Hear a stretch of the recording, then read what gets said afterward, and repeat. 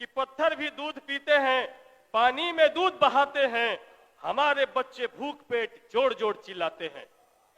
ये जो मनुस्मृति है, पेज नंबर 273 पर लिखा है कि जो शूद्र ब्राह्मण के साथ एक आसन पर बैठना चाहे तो राजा उसकी कमर पर दगवा कर उसे देश से निकलवा दे या उसकी चुत्तर कटवा ले। पेज नंबर 271 पे लिखता है कि शूद्र यदि द्विजातियों से कठोर वचन कहे तो उसे जीभा छेदन दंड दिया जाएगा, क्योंकि वह अधम है, पैर से उत्पन्न हुआ।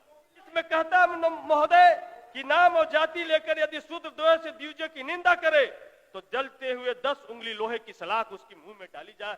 क्या किसी कुत्ता को, गधा को मुंह में 10 उंगली लंबा लोहे का रड लाल करके डाला गया होगा महोदय? इसने किला बनाया, महल बनाया, कोठी बनाया महोदय, लेकिन उसमें शौचालय नहीं बनाया। क्या बनाया? एक जात बनाया, डोम बनाया, मेहतर बनाया कि बाकी लोग मल मूत्र करेंगे और सुबह उठ के हाथ से उठा के माथा पे उठा के फेंकने का काम करेगा।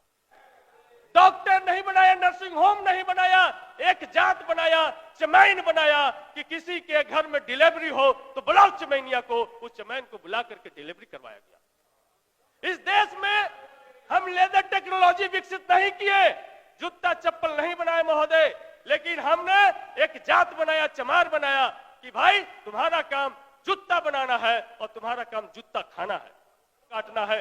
यह भारत का मनुवादी व्यवस्था। यह जात पूछ करके डेरा नहीं मिलता महोदय।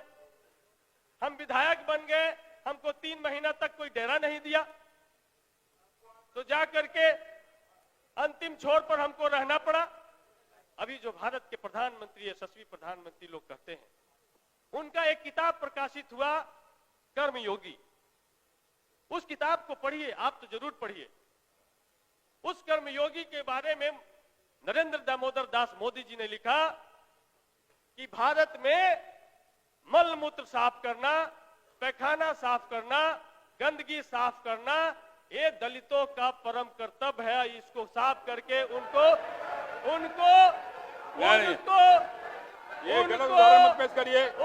आत्मसंतुष्टि की अनुभूति होती है। महोदय पढ़ा जाए, हमने रेफरेंस दिया महोदय, हम कोई झूठ नहीं बोल रहे हैं। आप बैठिए, बैठिए, प्रोसीडिंग में नहीं जाएगा, बैठिए ना महोदय।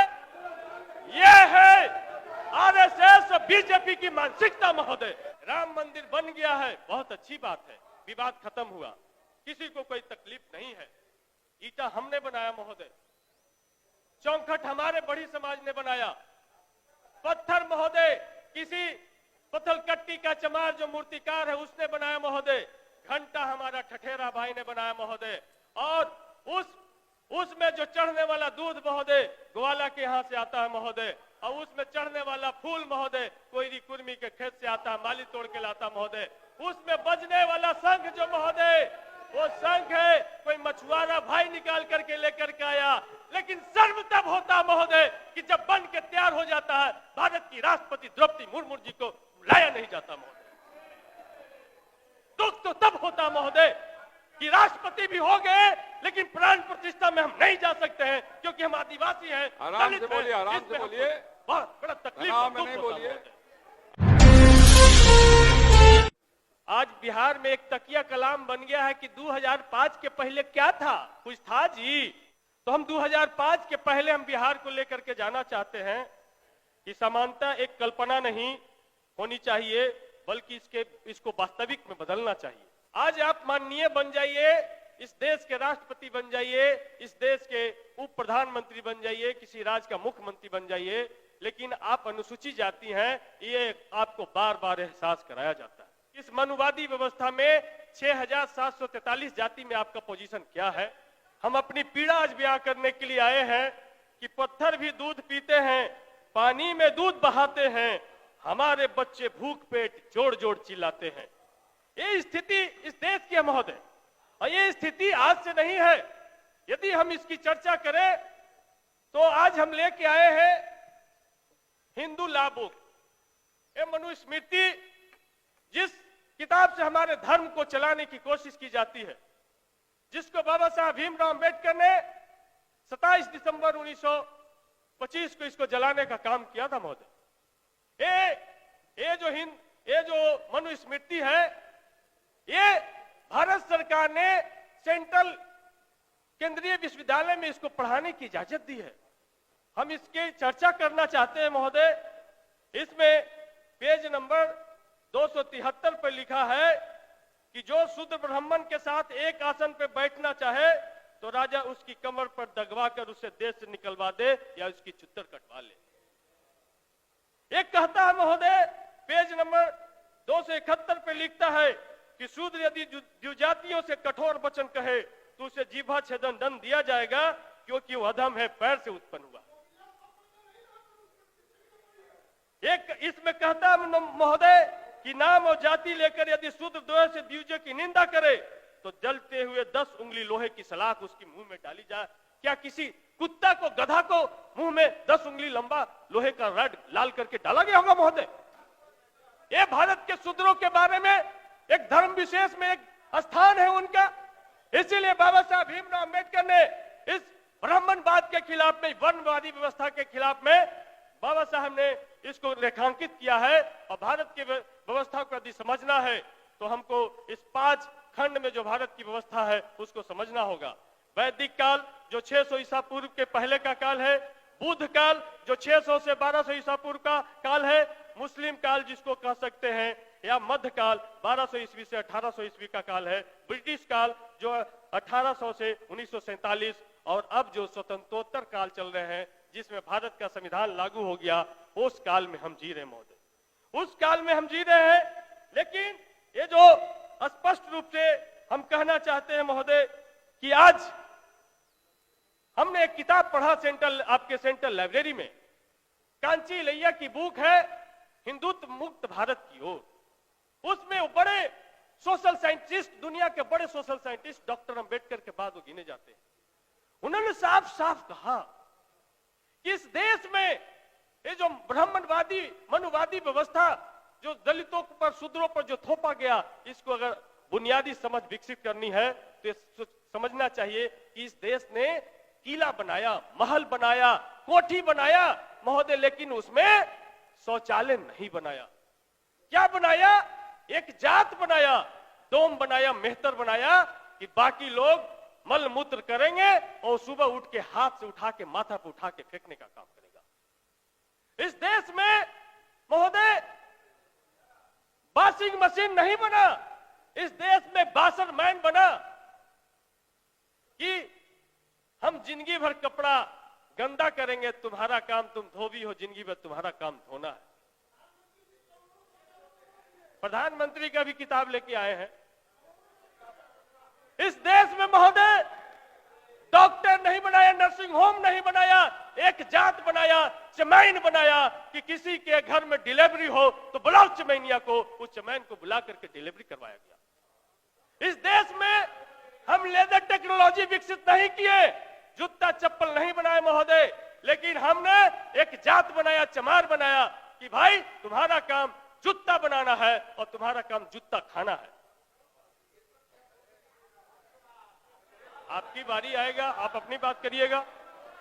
महोदय इस देश में सबको गहना पहनना है, सबको सोने चांदी का सामान पहनना है, बहुत कीमती लगता है महोदय, लेकिन इसको बनाने के लिए कोई टेक्नोलॉजी नहीं बनाया, एक जात सोनार बनाया। इस देश में सबको बर्तन चाहिए, लेकिन बर्तन का टेक्नोलॉजी नहीं बनाया। हमने कुम्हार एक जात बनाया, लेकिन उसके साथ क्या हमने व्यवहार किया? इस देश में हेयर कटिंग सर्जरी हमने विकसित नहीं किया। इस देश में हमने हेयर कटिंग सर्जरी हमने विकसित नहीं किया। हमने एक जात बनाया, नाई बनाया, ठाकुर बनाया कि तुम्हारा काम जीवन भर हमारा बाल और नाखून काटना है। यह भारत का मनुवादी व्यवस्था। उस मनुवादी व्यवस्था के खिलाफ दलित, शोषित, पीड़ित आज लड़ करके यहां तक पहुंचे हैं। और आज हम अपने अनुसूचित जाति जनजाति कल्याण मंत्री जी को धन्यवाद देते हैं कि उन्होंने कम से कम देर से ही सही, लेकिन हम लोग लगातार मांग कर रहे थे कि इस देश में सावित्रीबाई फुले की पहचान होनी चाहिए, और उन्होंने हर एक जिला में 100 बेड का सावित्रीबाई फुले बालिका छात्रावास बनाने का ऐलान किया। लेकिन महोदय काफी है। हम हर एक प्रखंड में कॉलेज महाविद्यालय खोलने की बात कर रहे हैं और 100 बच्चियों के लिए हम जिला में आवासन की व्यवस्था कर रहे हैं। यहाँ जात पूछ करके डेरा नहीं मिलता महोदय। हम विधायक बन गए, हमको 3 महीना तक कोई डेरा नहीं दिया, तो जा करके अंतिम छोर पर हमको रहना पड़ा। ये सच्चाई है इस देश का महोदय। इसलिए महोदय कम से कम ये जो सावित्रीबाई फुले जो छात्रावास जो बन रहा महोदय, इसका कम से कम 1000 बेड किया जाना चाहिए। और 1962 से 1956 से जो अनुसूचित जाति जनजाति छात्रावास इस राज्य में है, अंबेडकर छात्रावास उसका नाम हो गया है, आज भी उनका सीट का अलॉटमेंट 200, 100, 500 जो बड़े जिला है यहां तक हम पहुंच पाए हैं। जबकि 5000 से ज्यादा फॉर्म, 10,000 से ज्यादा फॉर्म एक जिले में आ रहे हैं। तो क्या इसकी कैपेसिटी नहीं बढ़ाई जानी चाहिए? क्या उसको मल्टी स्टोरेज नहीं बनाया जाना चाहिए? क्या उसमें लिफ्ट लगा करके हम अनुसूचित जाति के बच्चों को वर्ल्ड क्लास फैसिलिटी में हम नहीं रख सकते हैं? ये सरकार की प्राथमिकता में नहीं होनी चाहिए। ये तो हमने मनुवाद का दंश बताया, लेकिन 2007 में अभी जो भारत के प्रधानमंत्री, यशस्वी प्रधानमंत्री लोग कहते हैं, उनका एक किताब प्रकाशित हुआ कर्मयोगी। उस किताब को पढ़िए, आप तो जरूर पढ़िए। उस कर्मयोगी के बारे में नरेंद्र दामोदर दास मोदी जी ने लिखा कि भारत में मल मूत्र साफ करना, पैखाना साफ करना, गंदगी साफ करना, ये दलितों का परम कर्तव्य है। इसको साफ करके उनको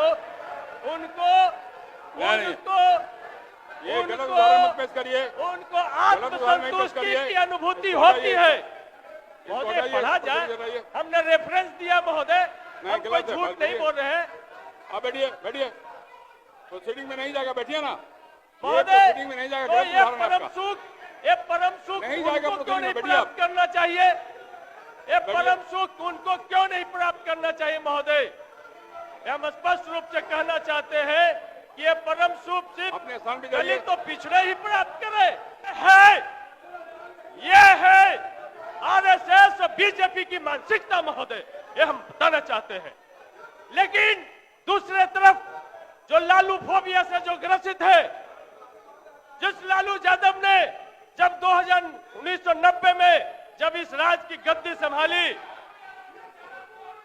तो लालू यादव जी का किताब है गोपालगंज से राय सिन्हा, उस किताब को पढ़ना चाहिए।